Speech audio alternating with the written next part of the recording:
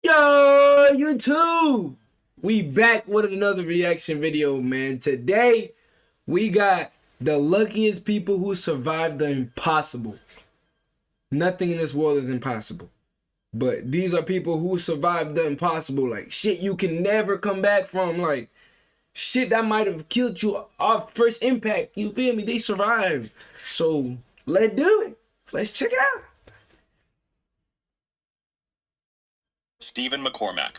Stephen, an experienced truck driver from New Zealand, was working on his truck. He was positioned between the truck's bumper and the trailer when something crazy happened. He slipped and fell, but something felt off. He didn't feel just regular pain. He felt his body inflating like a balloon, nearly doubling in size. His colleagues and his son rushed to help him, quickly realizing what had actually happened. Stephen had fallen onto the brass valve that supplies compressed air to the truck's brakes. The valve punctured his bum, forcing pressurized air into his body. They immediately shut off the air supply, laid him on the ground, and called an ambulance. Unfortunately, both emergency vehicles in the area were occupied, forcing him to wait in that state for an entire hour. When he finally arrived at the hospital, doctors understood the severity of his condition. The air had separated fat tissue from muscle, filling his abdomen, chest, and even the spaces around his lungs, heart, and behind his eyelids. To help him breathe, doctors inserted a tube through his ribs and into his lungs. As for the trapped air, it had to be expelled naturally through farts, a process that took 3 days. Stephen made a full recovery, and doctors later determined that if the valve had punctured another part of his body, it could have damaged a blood vessel, and he would have died.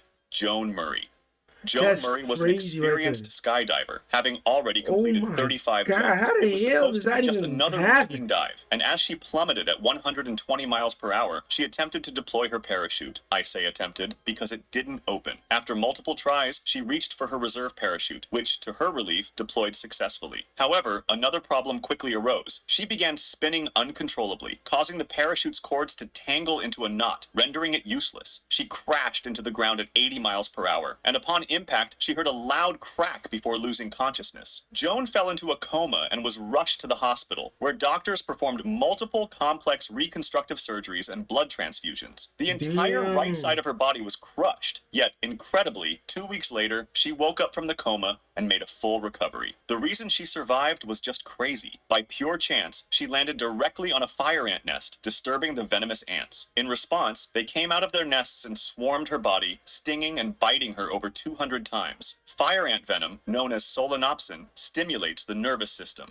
The overwhelming amount of it that was injected into her body kept her heart beating until paramedics arrived, saving her life. Margaret Guire. Yeah, so the ants. Margaret was a young Canadian So woman. basically, the ants made her live. Like, the ants helped her live. That's fucking crazy. How the hell does that even happen to people, bro? Who had just married her What husband, a coincidence, Herbert, in my nigga. 1915. To celebrate, they decided to take a trip and boarded the RMS Lusitania in New York City, bound for Liverpool. They were enjoying their trip, having a routine dinner on the ship, when suddenly they heard a loud boom. The ship had been torpedoed by a German submarine. Herbert immediately escorted his wife Margaret to a lifeboat, where she was joined by 3 other women and a baby. However, as she looked up, she saw the ship's massive smokestacks above them, and she feared they might collapse onto their lifeboat. In a moment of panic, she climbed back up the stairs to the deck, while Herbert, believing she was safe, boarded another lifeboat with other passengers. As the Lusitania rapidly sank, Margaret tried to swim away from the wreckage, but her efforts were in vain. A whirlpool formed as the ship submerged, pulling her and 2 other men into one of the smokestacks. Miraculously, a sudden explosion from below blasted her back to the surface, where she was spotted and rescued by a nearby lifeboat. As she looked around, she saw Herbert in another lifeboat crying, believing she had died. Julie McSorley. Julie McSorley and Liz Cottrell were kayaking in San Luis Obispo, California, drawn by a spectacular event, humpback whales feeding on fish in the bay. There were lots of tourists on their boats and kayaks watching the whole thing. And even though whale watching is a popular activity, it comes with important safety precautions. Experts recommend staying at least 300 feet away from the feeding zone to avoid dangerous encounters. Unfortunately, Julie and Liz misjudged the distance. A tightly packed swarm of fish, known as a bait ball, suddenly moved alarmingly close to them. But they weren't the only ones to notice. Their presence had also caught the attention of a humpback whale. Before they had time to react, the whale lunged forward to swallow the fish, but in the process, it also scooped up Julie and Liz. Trapped inside its massive mouth, they probably thought that they were about to be swallowed whole. After all, humpback whales can grow up to 56 feet long, a huge size from a human perspective. However, despite their 56 feet long, ain't that like 5. That's 5 basketball hoops, and then me, right? Cause I'm 6 feet, 56. Damn, that's long. Enormous Oh mouths. my Humpback god. whales have relatively small throats, only about the size of a human fist, and capable of stretching to just 15 inches in diameter. They also lack teeth, meaning the two women weren't crushed. Luckily, a whale's natural instinct is to spit out anything that isn't fish, and that's exactly what happened. Moments later, Julie and Liz were spat out from the whale's mouth and surfaced unharmed. What happened to their boat?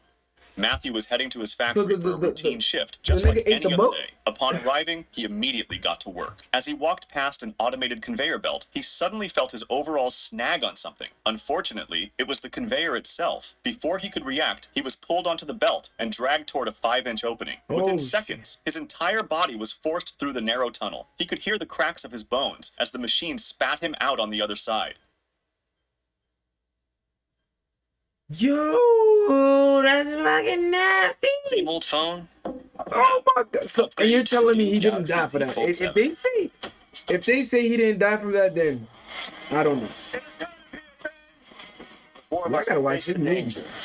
Miraculously, he remained conscious. Matthew's agonizing screams alerted his co-workers, who rushed to the scene. What they saw was horrifying. His back was broken in 2 places, his pelvis, ribs, and hips were nearly completely crushed, and his abdomen was severely torn. He was rushed to the hospital, but doctors had little hope for his survival. They even advised his partner to prepare for the worst. However, against all odds, Matthew survived. After 6 surgeries and a month in the hospital, he slowly began to recover. 18 months later, he made a full recovery and even returned to work. Taiba, a young Indian girl, went out for a walk when she came. He better have been getting paid through that time, cause if some dumb shit ever happened like that at my job, boy, they better get my family $5 million. If I don't make it, they better give my family $5 million, cause I'm not playing with that shit.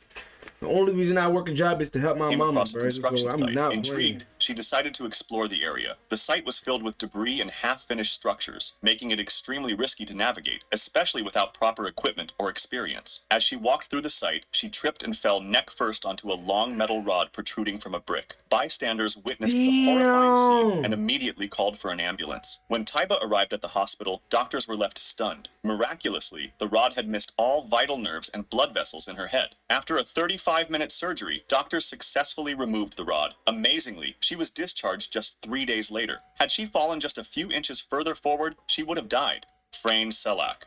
Frane Selak is an elderly music teacher from Croatia. He's both the luckiest and unluckiest man on earth. His first crazy experience happened in 1962 when he was on a train. A fault in the tracks caused the train to derail and plunge into the freezing river below. Most passengers either died in the crash or drowned in the submerged train, but Frane miraculously survived with only a broken arm and managed to swim to shore. In 1963, just a year after the train incident, he was on a small plane when, mid-flight, both engines failed. As the aircraft went into a free fall, a malfunctioning door blew open, yanking Frane out of the plane. Without a parachute, he must have thought he was going to die. The plane crashed into a hill, killing all 19 passengers on board. However, Frane survived by landing on a haystack, escaping with only minor injuries. 2 years later, in 1965, he was traveling on a bus that was crossing a bridge. The icy conditions caused the bus's wheels to lock up, sending the vehicle crashing through the safety barrier and into the valley below. 4 passengers lost their lives, yet Frane survived once again.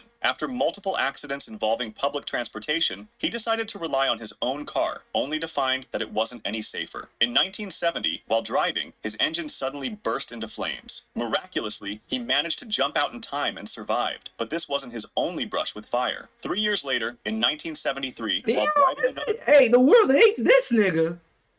He's going through it. How many times is this nigga gonna go through causing it? yet another fire. This another time, one. The flames were blown directly toward him through the air vents. Despite suffering burns, he once again managed to escape. As if that weren't enough, hey, at that point, stay the fuck home, nigga. You do not need to go to work. You don't need to go nowhere. Because if you have that much bad luck in your life, you just need to stay home. Like 75, he survived being hit by a bus. Then, just a year later, he had another near... This nigga survives from everything, huh? He must be the chosen one. That nigga must be the chosen one. Oh my God. Death experience when his car fell off a mountain road, plummeting 300 feet after a careless driver forced him off the road. The car exploded upon impact, but Frane managed to survive by jumping out of the vehicle's window mid-fall and landing on a tree. And by the way, he won the lottery in 2003. If you liked this video, Oh, subscribe so for this similar nigga's ones. the or luckiest and unluckiest man alive, basically. That's what you trying to tell us. Hey, damn. Frank, I'm gonna remember his name. Frank saying something. Frank Silic. Frank Silic. Hey, thank you for watching this video. Let me know how y'all feel about these, because these was crazy. These just